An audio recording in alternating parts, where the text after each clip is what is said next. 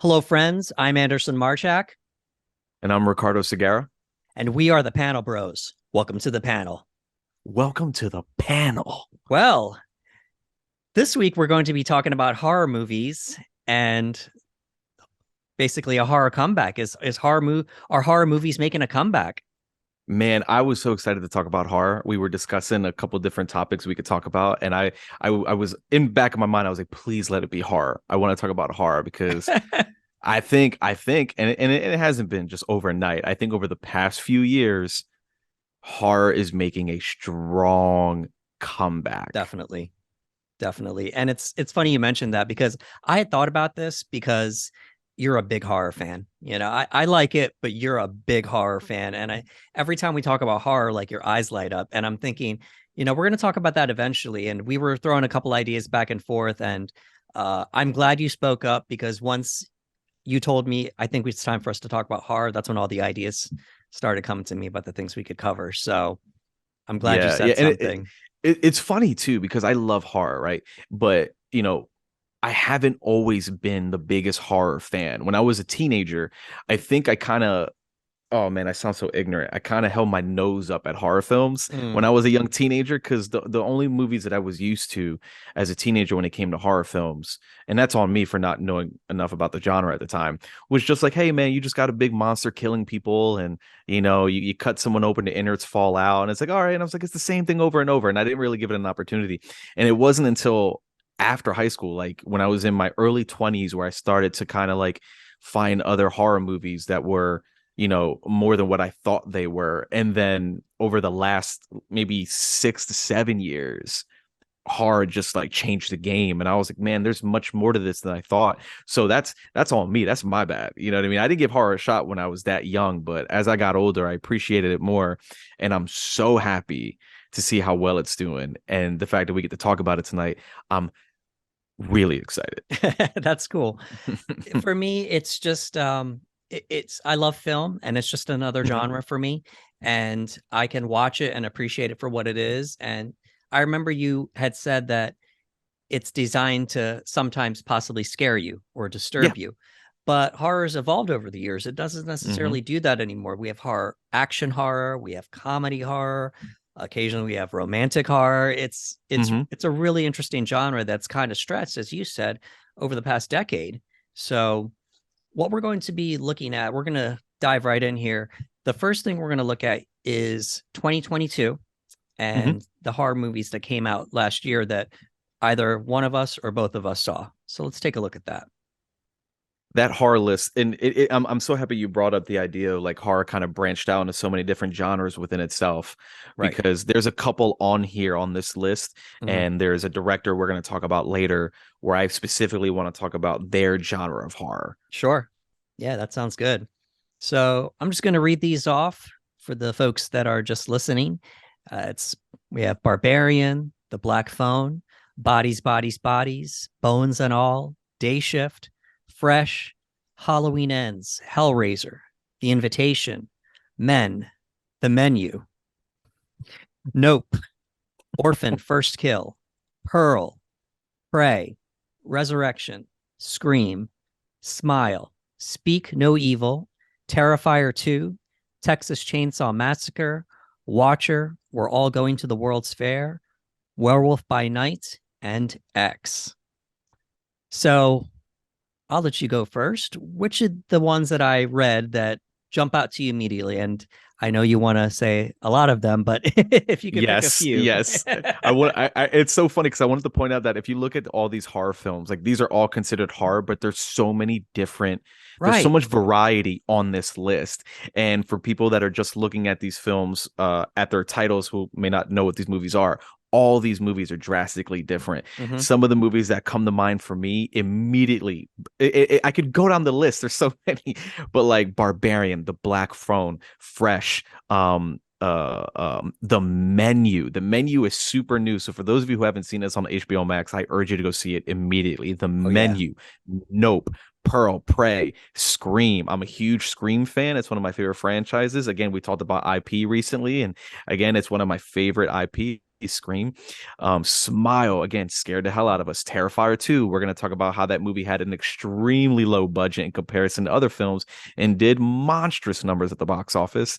And X and Pearl. So like just those, to name a few. Like again, I can Sure. name this whole list, to be honest, but those ones, bodies, body. I'll say this: the menu right now is the Oh most yeah. recent, and there's so much to talk about with the menu. Yeah, I think we might end up doing a spoiler talk about that movie eventually because that was one of my favorites from 2022 overall, not just horror movie. So I enjoyed the menu. And also, as we discuss, we say this a lot. If it's an original, then it's going to get extra points from us. Yep. I Let's see. I enjoyed Bones and All. Mhm. It's a romantic horror movie, and it was an interesting take on cannibalism. So that one stuck out to me. Obviously, the menu. We're going to talk about what Ty West is doing right now, but Mhm. X and Pearl, he like created his own universe, so to speak, Yeah. and A24 trusted him enough after X. You know, they saw Mia Goth and said, "Well, I want to focus on her character." So they gave him the budget to do Pearl. So that was pretty cool. I thought Prey was great. Prey was fantastic. And I know that you're a Predator fan. I'm a Predator Yes, fan. That'll absolutely. be a full discussion later. But and I think that for many people who thought that maybe that franchise was dead, it hasn't really been too successful over the years. Prey knocked it out the park, man. Oh, it was great. And in a way, maybe the fact that they didn't put the Predator name on top of it was a marketing device Okay. to kind of like, I feel like maybe they're ushering a new generation. So who's to say that the next movie will even go back to the Predator name? They might call it Prey 2 or something like that. Who knows? And it was really cool that just that concept of putting the Predator in a time frame in an era, so to speak. And they chose indigenous people in the United States. And you had mentioned you want to see the Predator go to all different times, you know, across history. And now it looks like they're probably going to do that. Yes, me and a group of friends who have a private chat, we discussed this and we said it would be really great. And this was before Prey kind of came to the light. We had talked about how it would be really cool for like an anthology series where we see a Predator go through different eras, dealing with different warriors and whatnot. And it looks like that's where they're going. You know what I mean? Prey did it right. It went back to the basics. We had the Comanche, I believe. And what I also love about that film too is that they also dubbed it in Comanche, and Right. I think it's the first film to do that. So the entire film you can watch it in English, or you can go to Hulu and you can select the language to be Comanche, and I think that is really cool. Absolutely.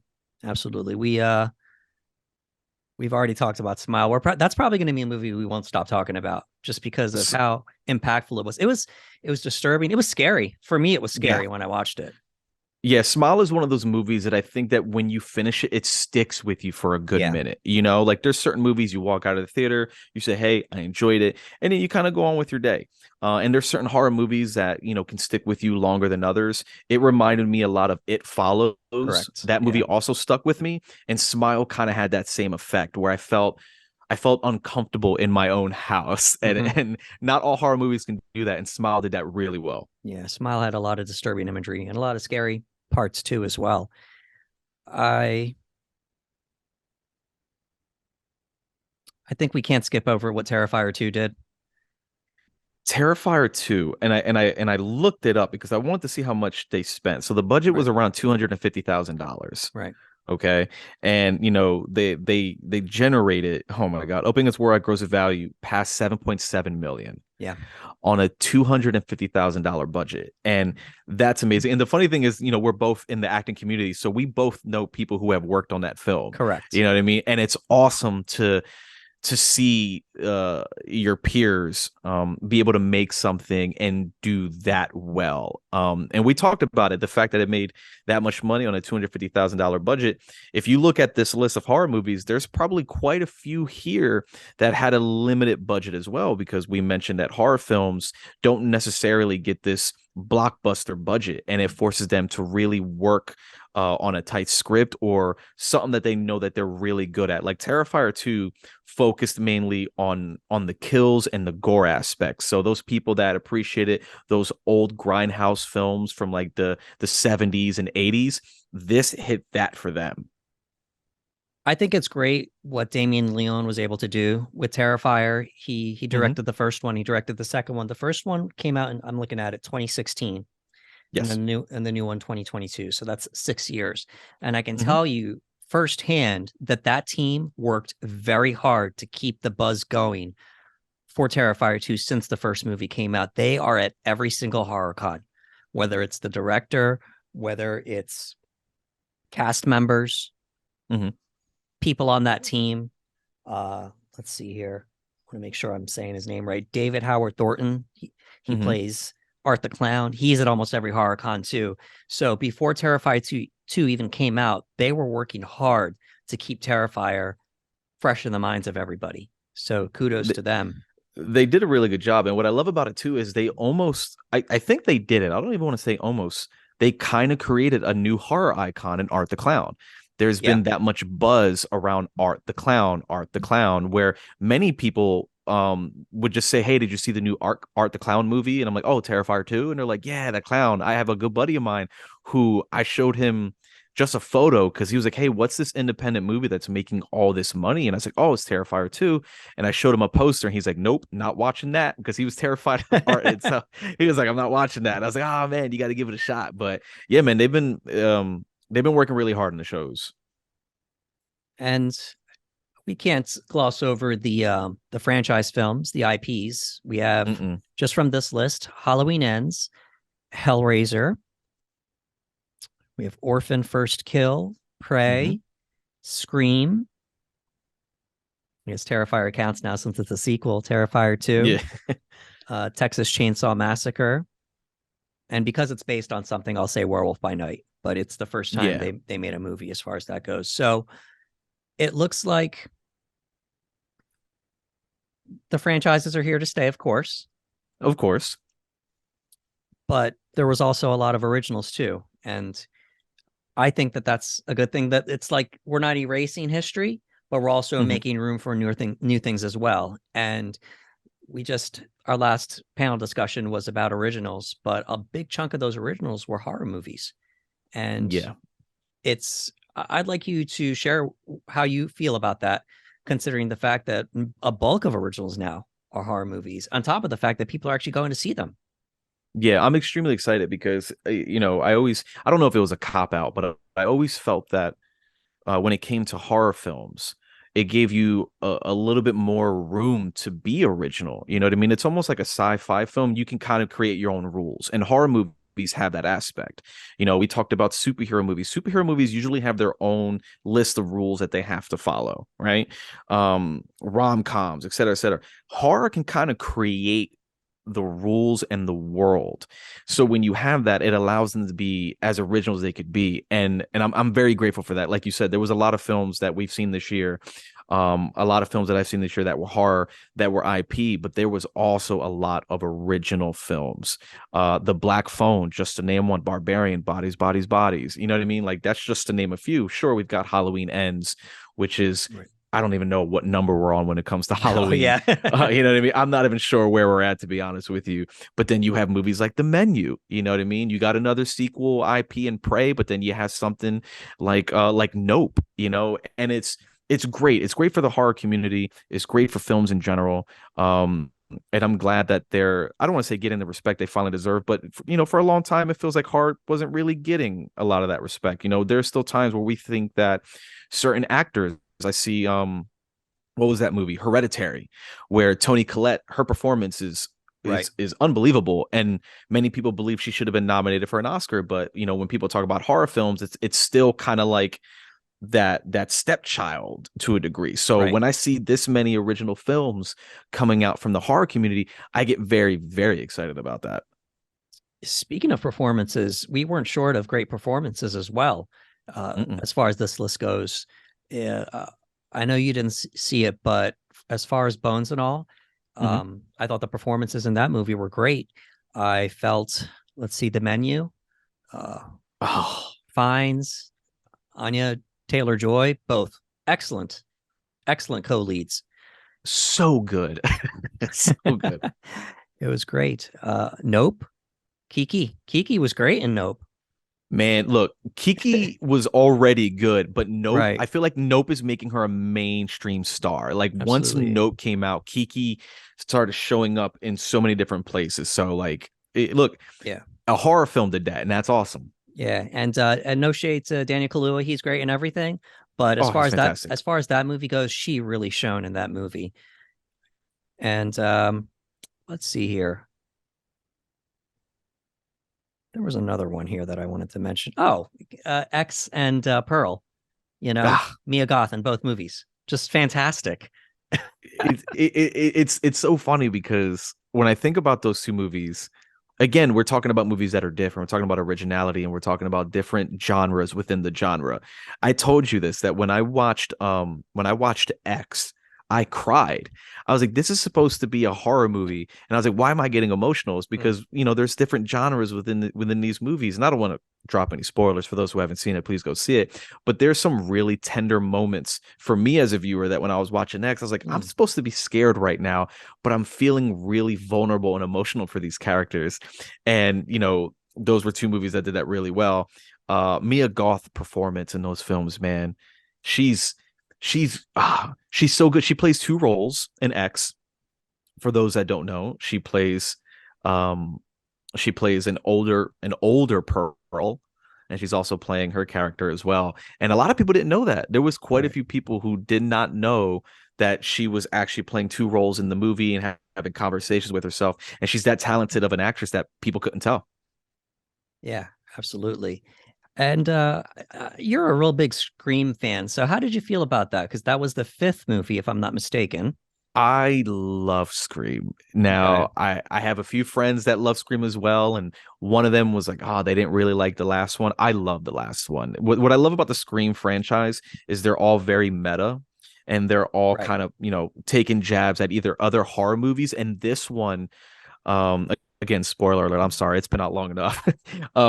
This one they kind of poke at the rabid fan community online who think that they can make a better movie Yeah. than the people in Hollywood and whatnot. And I love that aspect because I might be that guy sometimes. I might see a movie and go, I wouldn't have done it that way. I might have done it this way, thinking I know everything when that's obviously not the case. So I love that the latest Scream tackled that, where it kind of went after the fan base and said, hey, you think you can make a better movie? You think you can do this? You think you know what's right for the franchise?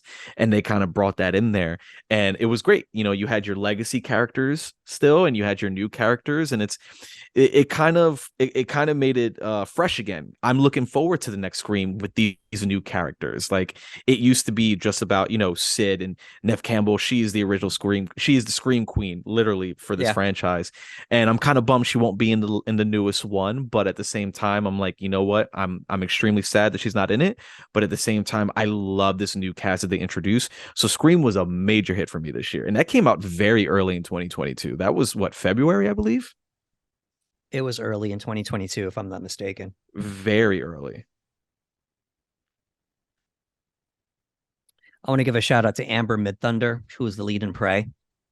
Oh, dude, she was great. Wonderful. Wonderful. Great performance. Star making performance. Caster. Yeah, yeah. Ca- ca- I cast her in everything I could right now. I'm like, yeah. she's one of like you watch these movies and it happens a lot. You'll see an actor in a movie and then you start seeing them in another movie sprout up because oh, I saw them in this movie. This is that movie for her, and I hope that she starts getting a lot more roles. I would like to see her get as many as she can get. Right. And she did both. She spoke in English and in Mm-hmm. the indigenous language. So that was Yeah. really cool. Let's touch on Werewolf by Night. So Okay. Marvel Studios put this out and they put it on Disney Plus. It's a little over an hour, but it's self-contained. I mean, I think Yes. it counts as a movie technically because it's a Yeah. self-contained story. Some people consider it a 1 hour TV special, but for argument's sake, let's consider it a movie. And when you watch it, this isn't typical Marvel Studio stuff. No, I was pleasantly surprised by Werewolf by Night. Yeah. Obviously with Marvel, they tend to be a little bit more family oriented. You know what I mean? They still have violence and whatnot, but they're pretty tame. I think they got away with a lot more because it's in black and white. And Right. it's almost like a form of censorship. So while there was a lot of blood and limbs being taken off, they were able to, sustain that PG-13 rating. My favorite thing about it, my favorite thing, and this is a superhero issue in general. It's not just Marvel, but Marvel does it a lot. I was so happy that the werewolf was practical effects. I Yeah. was I was overjoyed. When it comes to horror and practical effects, those things kind of go hand in hand, right? We want to see that more often than we want to see CGI. And obviously, they use CGI when they had to, but I was so grateful that in Werewolf by Night they had a stunt actor and they had the original actor in the suit doing the choreography, doing wire work, et cetera, and it just made it feel that much more real. You feel like you can actually touch it. You know what I mean? So I was very, very, very excited to see that they actually use practical effects for that more than they usually do when it comes to Marvel projects. Absolutely. And could you touch on Barbarian a little bit? I don't think I've heard you talk enough about that movie.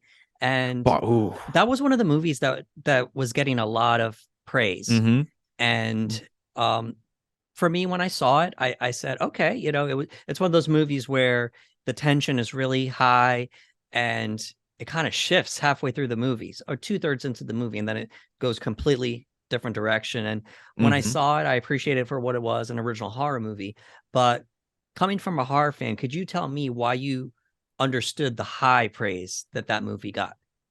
I think one thing that worked for me in specifically, and I talked about this in the past too, is that often when we watch a movie, we can often feel where it's going, right? Like we can, okay, this is where it's going to go. This is where it's going to end up. You can kind of Mm, feel it because, again, we've seen many structures when it comes to films be used over and over again. And Barbarian kind of had this thing where as soon as I thought I knew what was going on, it switched up on me yeah, completely. There's almost you almost have three movies in one movie, right? You have our two characters at the beginning that just happen to be booked the same night for this bed and breakfast, if you will, and it kind of feels like, okay, is one of them a bad guy, is one of them a serial killer, and you're very suspicious, and then before you know it, you're in a completely different movie and you're right. like, wait a minute, what's going on? We're in a creature feature. What is this? You're not really sure. Mhm. And then you get another movie. Justin Long's character shows up and it almost feels like the beginning of another movie. And to Yeah. my understanding, they they kind of had to work with the studio a little bit because the studio was kind of like, wait a minute, like now this starts, and he's like, yeah, Oh, it's kind of like a new movie. yeah, So for that aspect, it kept me on my toes, and that's why it works so well for me, and that might be why it worked for so many people, is because I think a lot of people had an idea in their mind, like, okay, that guy right there, he's a bad guy. Yeah, no. I know who that guy is. He played Pennywise in It. He's a bad guy. You don't cast him unless he's playing a bad guy. And I feel like right. that was a lot of people's, belief. And then the movie switched it up on him. And then on top of that, it just it did it just went weird. You know what I mean? Like it just went weird in a good way. Again, like nobody knew where the story was going, and I try really hard not to be drop spoilers in case people do hear this and go, you know what, I want to go see it, so I'm trying to refrain a little bit.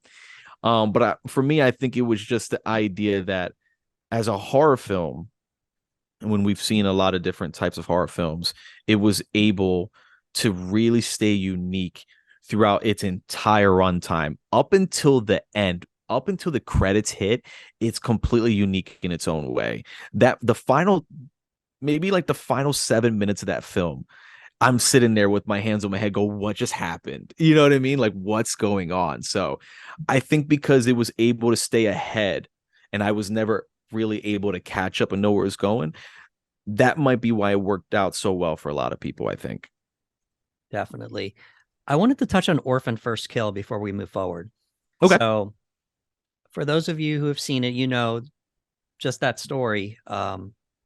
The first movie had such an incredible twist near the end of the movie, and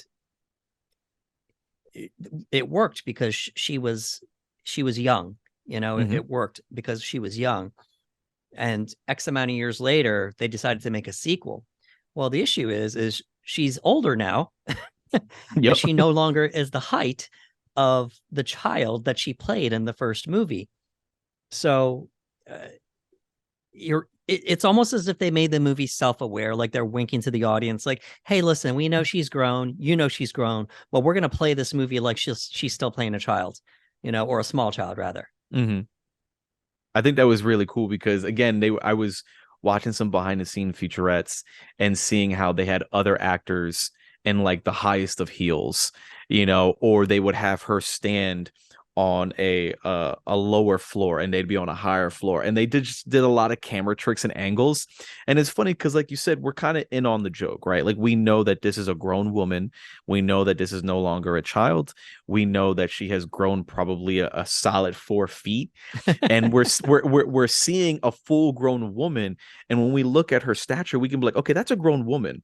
But they're almost, they're they're doing some Lord of the Rings stuff. You know what I mean? They're messing with your eyes a little bit, and I think that's really cool that they did that because, someone else might have said, we can't do it anymore. We're gonna have to recast, right? They'd be like, oh, we're gonna Right. have to recast. We're gonna have to get another child, or we'll cast a child and we'll just try to use CGI to put the actor's face on the child and whatnot. Do a deep fake. I know they did that with the latest season of Stranger Things, and they were like, no, we're not gonna do that. We're not gonna do that. You know what we're gonna do? You know what we're gonna do? We're just gonna have everybody wear really high Yeah, shoes. I, Yeah, I, yeah, I and had we're to gonna, look it up. yep, So yep. the actress's name is Isabel Furman, and the Hmm. character is Esther. She was 11 when they were filming the first Orphan, and she's now 25 years old. Yeah, she's a So, grown woman now. so, so for the sequel, it was just like, you know what? Let's bring her back. Let's just see what we can do. And I know you didn't get to watch it, but I actually had a good time. So, Hmm. is there any other movie on this list, Ricardo, that you wanted to give a shout out to before we Um, move on to our next topic, so to speak? Oh man, they're also fun, man. They're Yeah, also fun. I it's such think a big list. the only one I haven't really gone into too much is Nope. And you know what else can I say about Nope, man? I mean, Jordan Peele came out and he came out swinging, and he's been doing a really, really good job. And I love how he's kind of changed it up with each one. And Nope was really, really cool. There was something about Nope that I really liked, where a lot of people don't know this, but a lot of the night scenes were shot during the day, and they were just able to work with lighting in a way that they were able to make it look like night, and it's so flawless. And it was the Yeah, first time I had seen a movie that had done it so flawless. So he gets a lot of credit for the technical achievements of that film, as well as just the creativity. Again, I don't want to spoil it, but he does a really good job of presenting you with a movie. You think you know what it is, and he goes, no, it's not that. And I appreciate that about his film. There's one moment where and you've seen the movie, so it won't be spoiler for them, but you know what I'm talking about. The scene where we have our lead character and he's walking through the barn at night, and he thinks he's visited by some visitors, if you will. right, And you think, okay, this is the movie, like this is the movie we're getting. And Jordan's like, no, that's not the movie. I can make that movie if you want, but I'm not making that movie. right. And it's like, oh, this isn't the movie we're getting. So I appreciated that about Nope. Absolutely. And that's going to segue into our next topic here. So we're discussing, is horror making a comeback? And Hmm. we had to discuss all the movies that came out that we saw in 2022 that were horror. But let's take a look back at the directors that have been making horror for at least the past 10 years or so. And I did a search as far as that goes, and let's pull that up. All right. Some good So, names on here, man. so these directors, I did a search. Who are the best modern day horror directors? And these are the names that came up. We've seen a lot of their projects on here, and these are some great movies. There's a lot of great content on here, man. A lot. There is you have creature features, you have supernatural, you have a slasher. Like there's so much, and that's what I love about this, is that I can look at this list, and not only do I see genres within horror, but each of these directors brings their own flair to their movies. Right. Like a Robert Eggers film feels like a Robert Eggers film. Yeah. Mike Flanagan, James Wan, Andy Muschietti, like the Jordan Peele, like all these, like all these individuals here, when you think about their type of movie, you feel it, you know, like Mike Flanagan. I want to give a shout out to Mike Flanagan real quick. One of my favorite things about Mike Flanagan with his television shows, with his movies, most recently his TV shows on Netflix. I found myself not able to rewatch a lot of his work.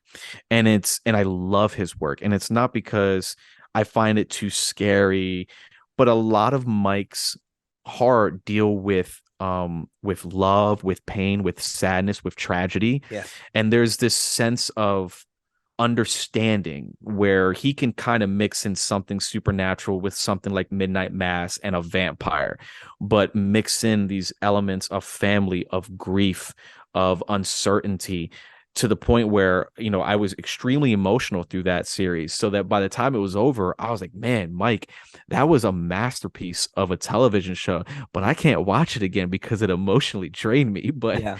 but Mike, that's Mike's flavor, and I love that about him. Yeah, absolutely. So I think we should just go down the list and share our thoughts. And let's take a look here. We have 9 directors to get through. Let's see how fast we can get through this here. I think we can Okay, do it. we can do it. We can do it. So we have Alexandre Aja, and we Mhm. have The Hills Have Eyes, Mirrors, Piranha 3D, Horns, Crawl, and Oxygen. I already know which movie sticks out for you. Man, You're talking about Crawl? Crawl. Crawl was a blast. Hit Crawl hit what I love about creature features. You know what I mean? Like there was adrenaline, there was scares, there was plenty of gore. You know, it was a really violent film. So like Crawl stands out for me. And also Horns.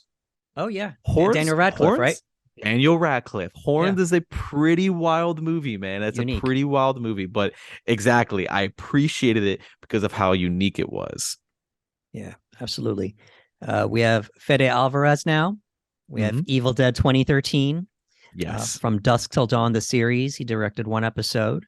We have Don't Breathe, The Girl in the Spider's Web. That's from the Millennial series. You might recognize Mhm. it's the sequel to The Girl with the Dragon Tattoo, if I'm not mistaken. And then a newer TV show called Calls. And I haven't checked that out yet, but I've been seeing a lot of attention for Calls. It's a lot of known actors and actresses, Okay. and apparently the whole show is audio of people making disturbing calls. Or Oh, I was actually gonna look it up because I was like, oh, I don't know this one. I no, was I like, don't know it either. calls. I was just looking up his name and seeing his work. So, um, I mean, I don't think it's even close. That Evil Dead Oh movie, man. wow. Okay. Dude, Evil Dead. Evil I Dead saw 2013. I saw Evil Dead in the theater. Yeah. Um, I think I saw it 3 times. I think I saw it three Okay. times because I watched it by myself, and then I was like, Britt, you gotta come watch this. So I took Britt, and then I took a guy we used to go to the gym with. I took Manny. I was like, dude, you want to watch it? He's like, oh, I don't have anything to go with. I said, I'll go with you. I Mm. said, let's just go watch it. That movie. I have another buddy of mine who said that it made him so sick. He said, Yeah. Rick, I got so sick watching that movie because, you know, Evil Dead tied to a lot of practical effects and gore, and the new Evil Dead, they didn't hold back at all, man. And I know that when people think about Evil Dead, they think about Ash.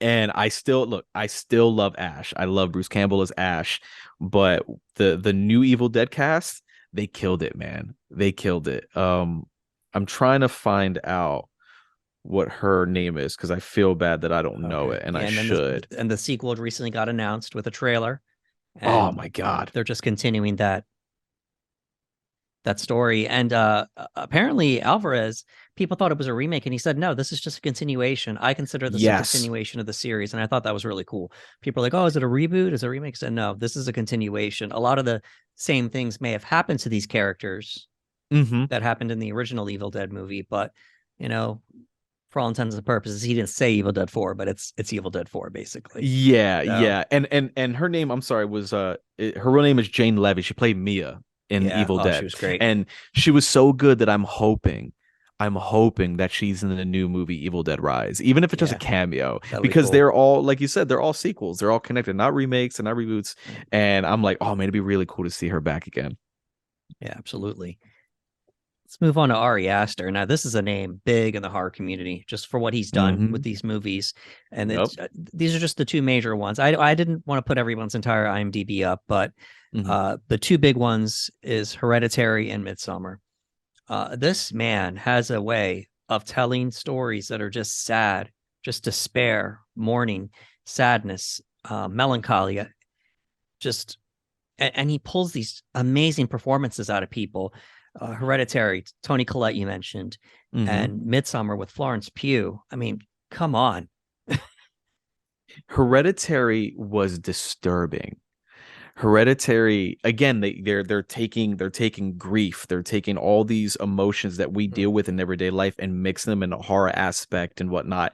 And it was, and Toni Collette, man, her performance. And I understand when people get upset and say, hey man, like there's no reason why she can't be nominated for major prestigious awards. It's a horror movie, yes, but why would we? And I agree. I don't think, people should be, kind of thrown to the side if it's a horror movie. Toni Collette's always been a magnificent actress. She always has been. And Hereditary, because it was a horror film, a lot of people who may not have known her prior, who just watch horror movies in general, watched it and walked away thinking like, Toni, man, like she's great. I love her. I think she's fantastic. Yeah. And both these movies, they've gotten a lot of attention just from the mainstream too. So and I didn't have a chance to look it up, but I'm pretty sure there's some awards nominations there too. Maybe not Oscars, but possibly some other awards nominations. So, but everyone's looking forward to the next Ari Aster movie. We don't know when it's going to come out, but what a way to start. You mentioned Robert Eggers. We have The Witch, The Lighthouse, and The Northman. And once again, just great performances. Anya Taylor-Joy in The Witch, a young Anya Taylor-Joy. It was one of her first breakout roles. We have The Lighthouse, Willem Dafoe, and Robert Pattinson. And then The Northman with Skarsgård, one of the Skarsgård brothers. I can't tell them apart. And Nicole Kidman. Nicole Kidman performance in that movie is she was great so too. Good. Yeah, she was good too. So Alexander, I believe. Yeah, he's Alexander, and then Bill is the other one. So yes. So Eggers, he's another one, and I appreciate that now, like, we're getting horror movies where these actors are coming in and they're giving material where they're like, you know what, I'm going to give this the performance of a lifetime. I'm not saying that people don't do that anyway with the slasher movies or the horror comedies or anything like that, but these movies, they're giving them these scripts where they can really dive into these characters and just give us these amazing performances. Yeah, I think that there was a time, and we all know this, that, when it came to horror movies, you would constantly see a lot of reviews. People go, oh my God, this cast is horrible. We just want to see them get killed off on screen. Like, you saw that a lot when it came to horror movies. And they would say, oh, they're just casting, really beautiful people who can't act. That was something that was said a lot, and it wasn't always the case, but it got said more often than not. So like you said, it's great to see that we're getting horror movies with scripts that are giving actors a real opportunity to dig into a role, you know what I mean? And Eggers just has this way of doing period pieces, or he doesn't want to do the traditional. It doesn't seem like he wants to make just the traditional movie. Like The Witch is great, man. The Witch was great tension, great horror. The ending of that movie rattled me a little bit.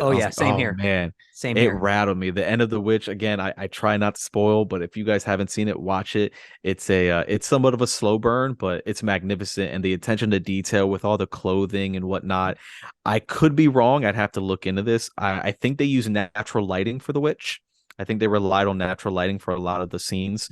The Lighthouse with Pattinson and Dafoe, that movie it's just weird. That's a weird movie, but in the best way. It's almost like a comfort film for me. Again, I don't know why I do that. There's a lot of comfort films that I have that are weird and out there, but I could watch The Lighthouse and I could watch Robert Pattinson get mad at Willem Dafoe and just get mad about his food and his farts, and I'm like, this is a great horror movie. I don't know why, but this is a great horror movie. I love it. Let's do it. All right, so I'm going to go to, it's a big list here, but I had to include his TV work because of just what he's doing with TV. We're going to look at Mike Flanagan. Yeah. And we have Oculus, Hush, Before I Wake, Ouija, Origin of Evil, Gerald's Game, We have The Haunting of Hill House for TV, and then Doctor Sleep, the sequel to The Shining. Excuse me, you know. Yes. And then he went back to TV again for a little bit. The Haunting of Bly Manor, Midnight Mass, and The Midnight Club. All of his shows are on Netflix. We want to mention that. And for whatever reason, they couldn't come to an agreement to renew his deal, and now he's going to Amazon. Amazon got a big win when they got Mike Flanagan. Oh my goodness! And I mean, Big it's win. not like Netflix is going to be hurting. They're, to my understanding, the number one streaming service in the world, so they're not going to be hurting. But what a resume, dude! between his movies and his TV shows. Yeah, I mean, what I love about Mike too is he tends to use the same actors in numerous projects, Yeah. and I love when I see that, because that means that he's made a connection with these actors, and there's probably even times where he'll write a role thinking of an actor in mind, and I think that's really, really cool to have that trust in an actor, and for an actor to have that trust in their director. And again, when you look at his lineup, like, I started going through after I watched his TV series, I started going back and watching his movies. I went back and checked out Oculus. I went and checked Before I Wake. I went and checked Ouija, Origin of Evil, Gerald's Game. You know what I mean? Doctor Sleep. Again, you're doing a follow-up to The Shining. Ugh, you know, what a task. which many revert as their greatest horror movie. There are quite a few people that I know that think, oh man, like The Shining is my favorite horror movie. And, rightfully so. That movie's great. And he did a really good job with Dr. Sleep, a very good job. Yeah. Speaking of actors and reusing them, he likes Katie Siegel, I believe is her name. They're married. Oh, well, there we go. I learned something today. And I only know that because of a TikTok video that he made. Oh, okay. He makes TikTok and he answers questions about his movies, and his wife is Katie. Well, it's a good thing she can act, because she's not getting casted just because she's his wife. She can act. No, she's amazing, and I will fight anybody who thinks that she's only good. Getting the job. And because of that. Most of these were. I didn't look to see what else she was in, but I would like to see her do some more stuff besides TV. Yes, she's great. Yeah, she's really good. She's got a monologue. First of all, Mike Flanagan loves monologues. He's an actor's dream, because you're guaranteed, if you work with that man, you're going to get quite a few monologues. And she has a monologue at the end of Midnight Mass that, if for any reason you had any doubts about her as an actor, you could just watch that monologue and watch her work. And she's chef's kiss. She's so good. Yeah, I'm looking to see. Yeah, him and Katie Siegel were married in 2016. Wow. I went and looked it up. Okay, so she was in Ouija, Origin of Evil, and she was in Gerald's Game. So,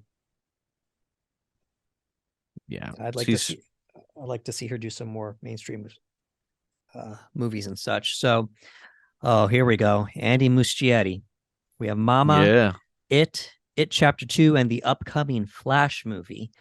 That's a horror movie for a different reason. But let's LOL. If you guys follow the DCEU, the DCU, James Gunn, Warner Brothers Discovery, all that stuff, you'll know why. Yeah, I don't want to say anything. I don't want us getting sued or anything. So I'm just going to keep quiet. Yeah, exactly. You'll know why we made that joke. But really cool stuff. He had Mama, and I think that was produced by Guillermo del Toro, if I'm not mistaken.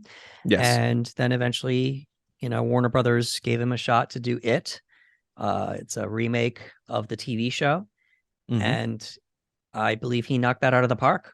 I enjoyed that. Oh my God. I love It and It Chapter 2. Yeah. I think he did a great job. He's always talked about releasing a long cut of the first chapter and second chapter combined, even movie. With all the deleted scenes. Woo! And he said it was long. And you know me, man, I like long movies. Give me Zack Snyder's Justice League 4-hour movies. Give me a 9-hour cut of Avatar. I'm good. Let me have it. So when he said that, I got really excited, but I loved what he did with It and It Chapter 2. He was able to find a balance with horror and humor in a very cool way. And sometimes they can get lost. Sometimes a movie can try to be too funny, or the comedy doesn't land in a horror film. But he did a really good job directing. He had a great cast to work with. The kids were fantastic, and then even the actors playing the older versions of the kids were great. So somehow, and it's so funny, and I've said this to people, it's only two movies. You have It and It Chapter 2. And I remember watching the trailer for the sequel, and I was like, this feels like a saga. I'm like, there's only two films. I said, but he gave it that much weight for me personally that I was like, I felt like I was watching an Infinity War event with It Chapter 2. And I was like, Okay, there's only two movies, but it just felt that big to me. And a lot of credit goes to Andy for that.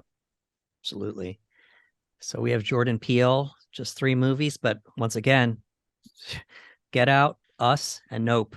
And who would have thought that Jordan Peele of Key and Peele had a Mm-hmm. mind for horror and for writing and directing, that he could come up with this stuff? What a creative person.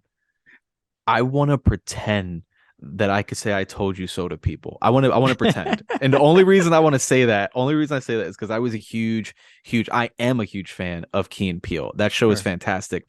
And obviously they write their own skits. And every so often there would be a horror comical skit. And it was always Jordan at the center of those Right. skits. And there was something I was like, I wonder if there's a horror side to Jordan, because the Forrest Whitaker, a baby. Have you ever seen that skit? The baby Forrest I Whitaker haven't skit. seen all of Key and Peele. No. It's just a man coming to babysit a baby Forrest Whitaker, but it's built in a horror film. And then he's got another one where there is he's playing a sick kid in the hospital. Make-A-Wish is there, and he wishes for, like, since the doctor couldn't save him, he wished for the doctor to die. Like, he's in, but it's very hard. He's in the bed and he's looking and staring, and he's just like, I want you to die. Like, Jordan has this weirdness to him, that he Yeah. had these horror aspects in these skits, and they were funny because they were just absurd. So when he started doing horror Right. I films, think it I don't was know. like, wow. Yeah, and he was a part of the Twilight Zone, Yes. the revival. I don't know if Yes. producer. I know he hosted it. I don't know if he had a part behind the scenes too. Yeah, I So think I think he had a part behind the scenes, because he Twilight Zone, I think, is one of his favorite things, and okay. so he was able to kind of bring it back, and that was pretty awesome. Yeah. So Jordan Peele, just another director. Like for me, he's got my money. If when he comes out with a movie, I'm going to go see it because I know it's going to be original, and I know it's going to have a social commentary, and it's really intelligent movies as far as I'm concerned. Do Concerned. you and I hope I'm not putting you on the spot. Do you have a favorite of the three Oh, that's a of good Jordan question. Peele's films? I don't even have to think about it. It's Get Out. Get Out. Get Yeah, Out's so good. it's just Get Out immediately. I have my master's in human services, and I'm an aspiring mental health and social justice advocate. So Get Out touches on a lot of that stuff. And when I first sat down to watch that movie, and when before they revealed what they were trying to get into, I was just like, okay, I guess this is, and then they Mhm. finally just started hitting us with the themes and the imagery, and I'm just like, I was just blown away. I thought it was great. Yeah, he's got a for me it's Get Out as well. I think that's his Yeah, strongest to date. I love all of them. I love every single one of his films. I can't yeah, wait for more, all but three. Get Out is probably my favorite. But he, like, again, we talked about how each director has their own style and flair, and Jordan just has a way of having social commentary and themes in his films that, Right. again, you wouldn't even think, like, when you see the trailer for Nope, you're like, oh man, it's a flying saucer. I guess it's aliens. Like, you don't know how he's gonna attach social commentary. And you're like, wait, there's a chimp in the trailer. Like, how does this tie in? And then you watch and you're like, oh my God, your mind gets blown. He's got a great way of doing that. And his movies, for me, like when I saw Get Out, um, I felt it was really original. There was like a social commentary, uh and then with Us as well. And I felt like those were almost like homages to like the Twilight Zone a little bit, Hmm. both of them. I can And see then that. with Nope, a lot of people call it his Jaws, Yes, it and feels he like Jaws in the sky. right. And he didn't like that because he says, no, it's my Nope. It's not my It's Jaws. my It's my Nope. Nope, Yep. So uh so let's move on to actually we'll leave James Wan for last because he's pretty much the heavy hitter. We'll go to Ty West and we'll come back to James Wan. All So right. Ty West, we have VHS. He directed one of the shorts. It was the second Hmm. honeymoon. He did ABCs of Death. Have you ever seen the ABCs of Death? Either of those movies? ABCs of Death I have not seen. Okay, so they're anthology movies, and it's Hmm. basically each letter represents a way to die. Oh, jeez. And it's just ridiculous. It's absolutely ridiculous to me. There's 2 movies. Okay. So, but he directed M from the first ABCs of Death, Okay. and I couldn't write the full title because it would they'd probably flag us if I did. So Yeah. so so if you ever get a chance, check that out. We have Scream, the TV series. He directed 1 episode. He directed 1 episode of The Exorcist. TV series. He directed 2 episodes of Them. It's on Amazon Prime. I watched that. Did you get a chance to see that? That I haven't seen yet. I've Okay. seen the trailer for it though, so I was like, all right, add to the list. Yeah, I enjoyed it. And then he finally gets some mainstream. Well, we don't. I don't know. I guess we can call A24 mainstream now. They're putting out a lot of movies, but he got to do they're X. everywhere. Yeah, he got to do X and Pearl in the same year. So I like this story because it shows him working his way up. It does. He started on an anthology movie, VHS, and a lot of people enjoy those. It's, for those of you that aren't aware, VHS is an anthology series. They have a whole bunch of movies, and the way that it's done is that they have directors directing each part of the movie, and they're all just meant to be shorts, and it's really cool.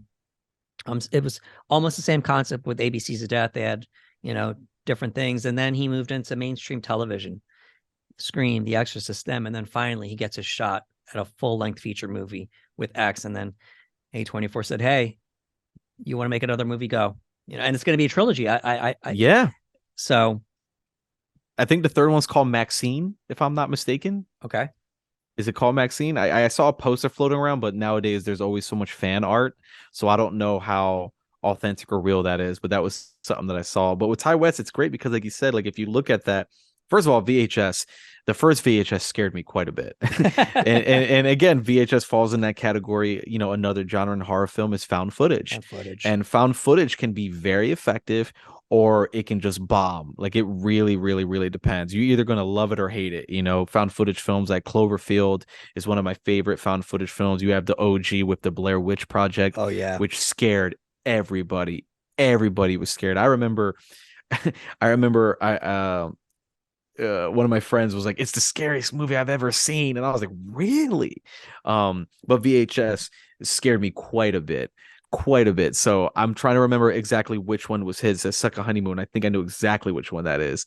But it is really cool to see kind of him, for Ty to climb that ladder, to go up, anthology, some mainstream TV, then A24. And we talked about this. A24 seems to treat their directors very well. Yeah. And I think, it speaks for itself that, again, while he was filming X, they were like, "Hey, you got any more in the tank?" And he was like, "Yes, I do." And he came up with Pearl. Yeah, absolutely. So we already touched on, a director, Andy Muschietti, how he started out with horror and then he got a mainstream movie, The Flash. That's a non-horror movie. And then we have this guy who's gotten to do several different genres. We have James Wan. A lot of people consider him to be possibly the best modern day horror director, or horror mind.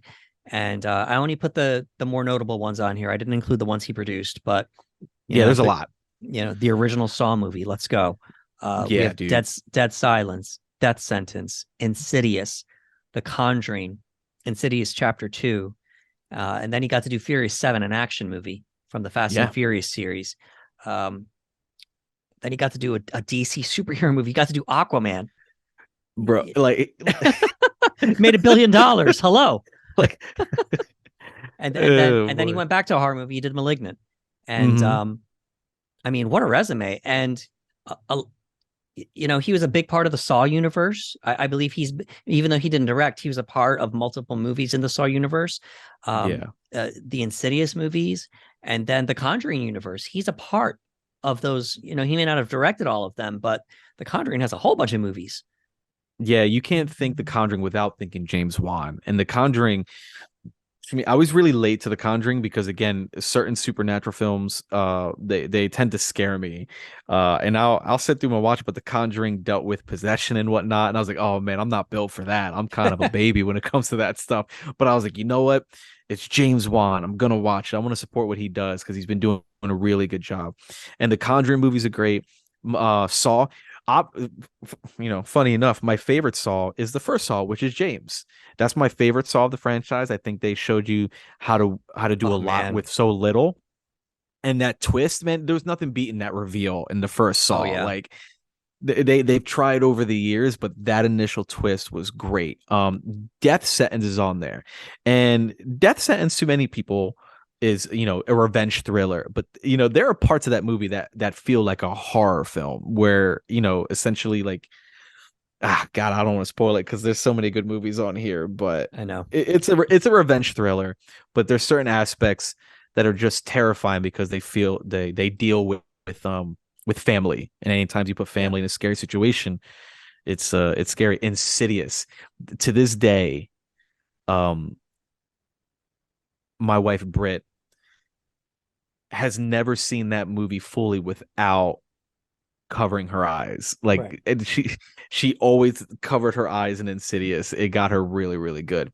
um I'll I talk about Fury 7 because there's a lot of other things that you can go on. What he did with Fury 7 was nothing short of remarkable with right. the passing of Paul, and what he was able to do. It showed how great of a director he is. So James Wan's a beast, man. He is. I just out of curiosity, I had to look up the Conjuring universe. It's Hmm. 1, 2, 3, 4, 5, 6, 7, 8 movies. So we have the Hmm. Conjuring, Annabelle, Conjuring 2, Annabelle Creation, The Nun, The Curse of La Llorona, Annabelle Comes Home, and The Conjuring, The Devil Made Me Do It. So he's either the director or the producer of every single one of those movies. So Yeah. um and you have to wonder if because of his success with just that lineup of movies, he was able to land Fury 7. Hmm. And in a way, maybe because Fury 7 was successful, that Warner Brothers was just like, hey, they gave him Aquaman, you know? Yeah. Because like if you look at his films, like they're traditional horror films, and then all of a sudden there's Furious 7, Yeah. and it's like, wait, he's doing a Fast and Furious movie, those movies where the cars defy gravity. Is that what we're talking about this? And they're like, yeah, Right. and he killed it. And then to do Aquaman, Right. and I would that scene in the trench is one of the best scenes in Yeah, the it's good. movie, and it's Yeah. full horror. It's James Wan completely not held back, just doing his thing. And like you mentioned, it made over $1 billion. Right. And we got to give credit where credit is due because um this is another discussion. I know we say this a lot, but we talk about these things all the time. Warner Brothers hasn't been too kind to its directors as far as the Hmm. DCEU is considered. Yep. And James Wan was able to overcome whatever studio interference Hmm. and still put out a well-received movie and make money on top of it. Yep. So that just, for me, that tells me how great of a director and filmmaker he is, that he was able to overcome those obstacles. Out of the directors I have listed here, Rick, Okay. who's your favorite director from this Man. list? Oh, it's so crazy because if we're talking, oh man, if we're talking about favorite director versus favorite horror director, Yeah, yeah, it would be favorite horror. Well, the directors that I listed here for the okay. So, oh man, it's so good. Okay, so you've got immediately there's a top four for me. all right, You got Robert Eggers, Jordan Peele, Mike Flanagan, James Wan. right. Those are my top four immediately off the bat. Like I'm blown away with the stuff that they have. Then I would start to eliminate, and I'm like, okay, so let's get from four down to two. So I'd be like, I'm gonna go with Mike Flanagan as Mhm. one, Okay, and then the other one is going to be Jordan Peele. there we go. Like those are my two because again, I love Robert Eggers and I love everything James Wan does. Mike Flanagan has this thing of just pulling so much emotion out of me and just making me feel things when I'm watching horror, and that's rare. I don't you don't normally feel those type of things when you're watching horror. It's usually be tension, scared, anxiety, but Mike will make me anxious, scared, and then cry and sob uncontrollably. And I know I'm sensitive, but still, I'm just like, oh, he gets me. And then Jordan Peele, because he's able to just change the game. I feel like Yeah, every time he makes a movie, and this is what I like about Jordan too, is that every movie he makes feels different than the last movie he made, right? So Mike Flanagan is an amazing director, But I can like his stuff. I don't want to say feels the same because it kind of makes it sound like I'm cheapening it, and I'm not trying to. But I kind of know what to expect from Mike Flanagan in the best way. Right. With Jordan, I don't know what I'm gonna get. No. I don't know. I don't know what I'm gonna get, and I think that puts Jordan as number one for me. Where the only thing I'm probably sure of is like, okay, there's probably going to be a play on social commentary in some way, shape, or form, but I don't know what I'm going to get out of this. I don't know what themes he's going to touch. I don't know if he's going to switch this up halfway through the film. I don't know. And Get Out, Us, and Nope are so drastically different, not just in framing, but also within like genres. Like Nope kind of runs more like a sci-fi horror, where Get Out is more of a thriller, and then Us is more of just like straight horror and whatnot. So it might seem like the easy answer because everyone's riding the Jordan Peele train right now, It's okay. and everyone's like Jordan Peele. But I think for me right now, when it comes to the horror community, Jordan Peele's my guy right now. All right, sounds good. I'm looking to see what Ari Aster does next. Okay. Because those two movies, Hereditary and Midsommar, incredible acting, incredibly told stories. They're slow. Typically, I'm not a fan of slow movies, but he just makes it work. So I have my eye on him. I want to see what else he does. I want to see what Mike Flanagan does next. I think his shows are incredible, and he's done some movies that I enjoyed. I really liked Oculus. That was such a unique movie. Gerald's Game was really disturbing. I haven't seen Midnight Club yet, but I've seen most of his Netflix shows: Haunting of Hill House, Haunting of Bly Manor, Midnight Mass, and I saw Doctor Sleep. So I have my eye on Mike Flanagan as well. But if you had to force me, like, it would probably be Jordan Peele. Dude, it would have to be Jordan. Just like, I have to think about it. Like, just you say a name and you don't have to tell me what they're doing, then you have my money. Then it's got to be Jordan Peele, Yeah. James Wan is up there too, only because I know the quality that he does. But I mean, objectively speaking, from this list, it's probably James Wan, just because of the amount of success he's had over the years, both critically and financially. But if I had a personal preference, I would probably say Jordan Peele as well, just because of the uniqueness of his movies and what he's doing. And it's, what a way to start out with Get Out. And then he followed it up with Us. And a lot of people had mixed feelings about Us, but when you have a movie with such praise as Get Out, something that's kind of okay compared to Get Out, people are going to have certain feelings about that. He didn't make a movie that was as critically acclaimed, so people are going to have feelings. And then he did Nope as well. So, but for me, just because his other movies weren't as awesome as Get Out, I'm not going to knock him for that, because he did all three, and I think all three were special in their own right. Yeah, Jordan has that, like you said, when you hear a director's name, Jordan has that for me. If I hear his name, I'm watching it. Right. You know what I mean? Like, he's at that level when it comes to his films. Right. He's done it 3 times. He's done it 3 times now. So now he's earned your trust. Yeah, like, absolutely. Like, if you tell me, hey, Jordan Peele's got a new film, and he's like, here's a poster for it, I'm like, oh, what's it called? Southpaw. Cool. I'll see it. You know what I mean? Like, I'm there. I'm going to go watch it. You know what I mean? Ari Aster, I wanted to mention this with Midsommar, and this is not easy to do.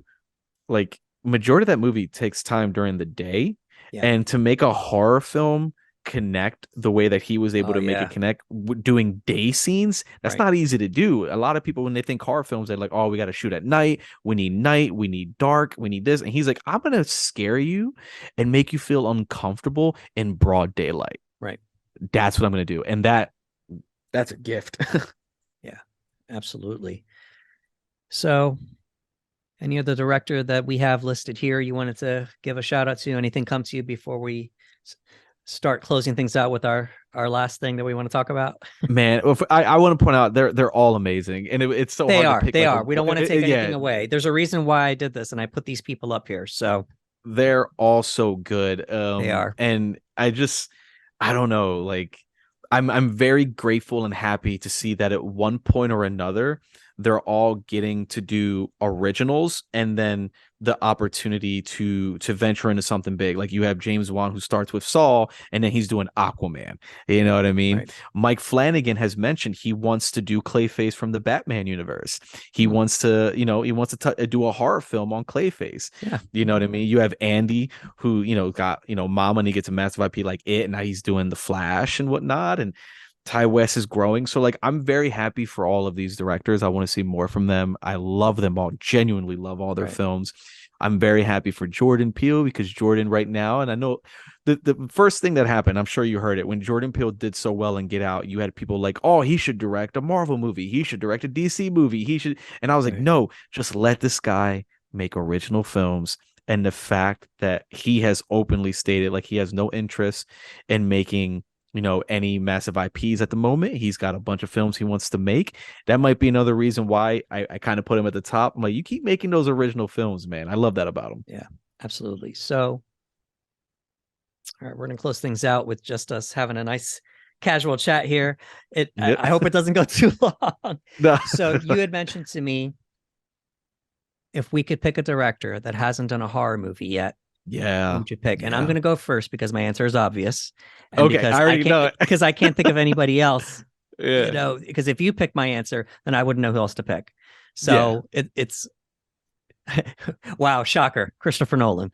Christopher Nolan. Yep. I knew it. Wow, I knew it. I shocker. knew it. You know, And and he just makes these incredible movies that I've enjoyed, that many of the masses have enjoyed as well. Drama, science fiction, thriller, just has all these different aspects. And for me, I would love to see what Christopher Nolan can do if given a horror property. And he has sometimes scary moments in his movies, a little bit. yes. Yes. Here and I there. wanted to, when you said Christopher Nolan, Yeah. I remember when I went to go see Batman Begins with my dad. Right. We went to the theater to see Batman Begins, and I looked at my dad. I said, "This is the first time I see Batman the way criminals see him in comics, where he's scary." Right. And do you remember the sequence where Scarecrow takes his own, Oh yeah. and he looks at Batman, and Batman just looks like this monster, Oh yeah. and Ooze he's coming out. oozing coming out of the yeah, mouth, yeah, yeah, and yeah. he's got black demonic eyes, and I'm just like, that's Bat. This is horrifying, and Yeah. he even did almost like it felt like a zombie movie when at the end of the film where everyone is taking the toxin in Gotham and Batman's surrounded by people and they're all seeing this evil thing and they're all trying to beat him up and he's being grabbed by all these hands at once and he's using his grappling gun to get out. And I was like, this feels like a zombie movie. So like I could totally see why Nolan be Yeah. up there. There was a couple scary moments in Inception, especially Yeah. with the way Marion Cotillard played that role. I remember there were a couple Yeah. scary parts there. Interstellar had some disturbing moments. Just space. Space is scary. The he also you know what, he'd also be good at horror? He'd be really good at jump scares. Because he gets me with all his jump scares. He's gonna get Hans. Interstellar. He's gonna call Hans Zimmer back and say, Hans, just put the volume to 10 for this one moment. Yeah, I remember watching Interstellar and the scene with Matt Damon. Right. And they're telling him, don't open it, don't open it. And I remember sitting in the theaters. I was sitting in theaters completely alone. And I want to be honest with you, I've never jumped. I've never physically jumped while watching a movie at a theaters. I've always had that, like, the heart will kind of the heart a little bit, but I've never physically jumped. That scene in Interstellar made me physically jump and yell. Like I remember just going, oh, like just like it got me. And I was like, so when you say Nolan, I'm like, yo, he'd be really good at sound design to scare the hell out of somebody. So yeah. Yeah, absolutely. So that's my pick. If you could pick somebody besides Christopher Nolan, who would you pick to do a horror movie? Okay, so if it was me, now what's funny is he has I made sure I looked it up. Yeah. Now he has written a horror movie, but he didn't direct it. Mm-hmm. And he wrote Poltergeist, and it was Steven Spielberg. Now, Steven Spielberg did Jurassic Park. Now, Jurassic Park kind of falls into like this sci-fi and there's horror elements. So I don't know if that's exactly the same thing. Because if you go to look for a Jurassic Park, I don't think it's going to be in the horror section. I don't think it'd be there. So I was like, okay. And I was like, well, if I could see, I went through a list and I was like, oh, Christopher Nolan. I was like, but you know what? Anders is gonna pick Christopher Yeah. Nolan, so back up. And I Thank was you like, for let me pick that. somebody else. Yeah, I was like, no, we're not gonna have the same guy. So I was like, okay, so I've seen, Steven Spielberg. You've got science fiction movies that he's made. He's dealt with aliens and whatnot. He's dealt with dinosaurs, and whatnot. And it's just like I've seen horror elements in some of Right. his films, and I would love to see him do an old school 1970s theme horror film. I want to see a straight horror film from Steven Spielberg. It could be a creature feature. It can be anything of the sort. Because again, I see elements like with Right. Nolan, like with Batman Begins, when I saw elements of horror. I was like, there's some really good elements of horror in here. And Spielberg does really good horror elements. Again, Jurassic Park, the mixture of animatronic CGI. I saw that in theaters as a kid and it horrified me. And it's not a horror film, but it had Right. horror elements. And I would love to see him 100% to the tail, just like unfiltered, full Okay. on, straight horror film. Go Steven Spielberg. Give me a 1970s film. I like period pieces when it There comes we to go. horror. Yeah. I love those. So let's go back. Let's eliminate the cell phones. Let's eliminate a lot of like easy like let's cut all that. Let's go back. I want to see Steven Spielberg do something 100% straight horror film. It's good stuff. I was thinking about Close Encounters of a Third Kind, and Yeah. there was some Yeah. disturbing parts in that movie too. Aliens, it's Yeah. aliens are scary, Yeah, So that's what I'm saying. Like he's got elements in these movies, and I'm like, yo, like if you give him, if you allow, again, he wrote Poltergeist, and Poltergeist freaked me out as a kid, just completely right. horrified me to the point where even if the Family Guy episode of Poltergeist comes on, and if I'm watching it late at night and Stewie's talking to the TV and is like, they're here, I'm like, I can't do this. I can't. Yeah. It's the Family Guy. I still got to turn it off. I still got to turn it off. So I'm like, yo, there's horror in there. I see it. And I'm like, if you gave him a full horror film, which is not really his thing, he doesn't do those type of movies. I'm like, but we're playing fantasy here. We're playing fantasy. You want to go crazy? You get Ben Affleck. You say, Ben Affleck, we're gonna do a straight horror film. How about that? And be like, okay, let's see what happens. All right. So now I'm going to name somebody that I think we both can agree on. Denis Villeneuve. Oh, So we can both agree on him. So let me look at his IMDb here. We have Prisoners. We have Enemy. Huge jump scare at the end of Enemy. We have Sicario, Arrival, Blade Runner 2049, and Dune. And then he has Dune Part 2 coming up as well. The scores that this man comes up with, for me, I feel like he could do a horror movie if he wanted to. absolutely. The scores and the scope, like his scope in these films, they feel so large. So I'd be curious if his horror film would have a large scope or if he would bring it down, like if he would make it more tight and smaller. I would love to see what he would do with that. Denis Villeneuve is an amazing director. He's one of the best Very going good. today. Very good. So like in Prisoners, dude, Prisoners, the jump scare in Enemy, it doesn't even need to be in the movie. It's almost like he's just like, you know what? Let's give them one jump. Let's give them one. And Yeah. I watched this with headphones on, on a computer. I was watching on a computer, and so like the same distance here, and I was so relaxed. I was just kind of like in my chair, just very relaxed. And when that happened, it was a very just like, huh, like I was like, what just happened? And and then the movie's over. It's like almost the last frame of the movie, and it's horrifying. Yeah. Yeah, definitely. So Denis, and when we're gonna do an episode one day of our favorite directors, I think he's definitely making that episode. Dude, he's that's for up there, sure. man. Denis up there. So we're gonna start wrapping things up right now, and I think we more than exhausted as far as horror and how well it's doing. We went through what 2022 was with horror, and we went through a list of 9 directors.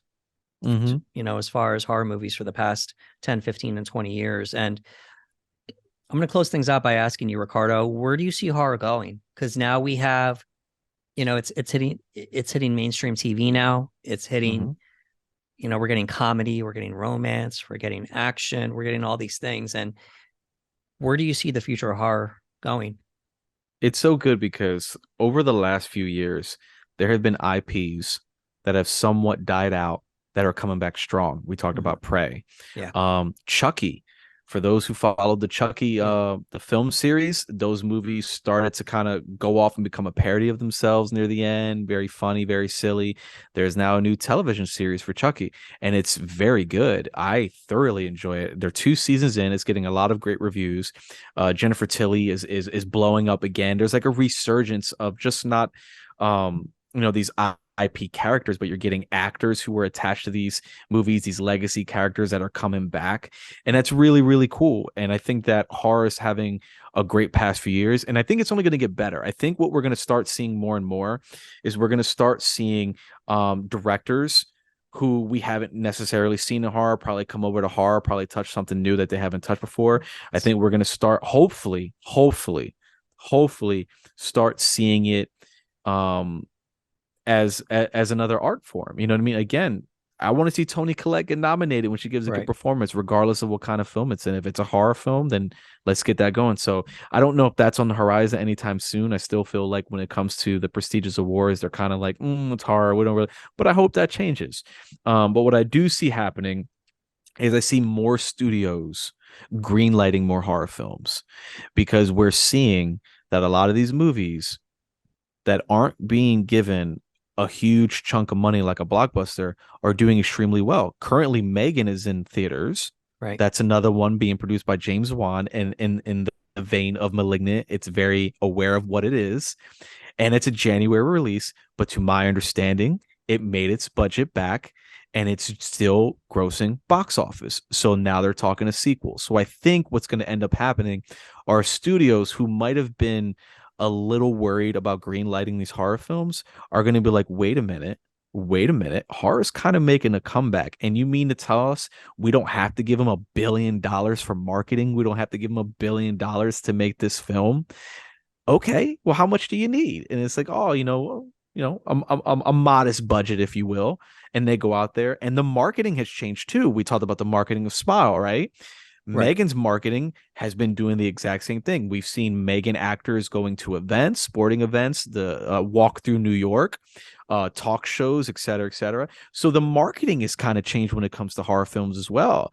And I think we're going to start seeing more horror film marketed in those ways. And I think we're going to get a lot more horror movies made, not just for streaming. I think we're going to get a lot more theatrical, which wasn't the case a few years ago.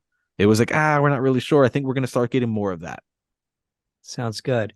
To touch on what you said as far as awards go, I think we're going to get some more stuff that maybe the Golden Globes and the Oscars might be recognizing.